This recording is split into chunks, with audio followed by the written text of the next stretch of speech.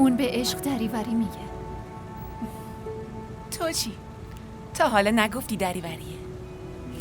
با چیزی که امشب من دیدم منم همینو دلم میخواد که هر کس عشق حرف بزنه بزنم تو دهنش. دلم براش میسوزه. تو هم دلت براش میسوزه. کسی که براش دلسوزی کنی عاشقش نمیشی.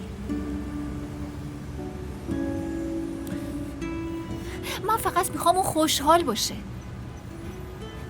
اینطوری بابام خوشحال میشه دیگه. اونم همیشه دلش میخواست ببینه دوستش از ته دل میخنده.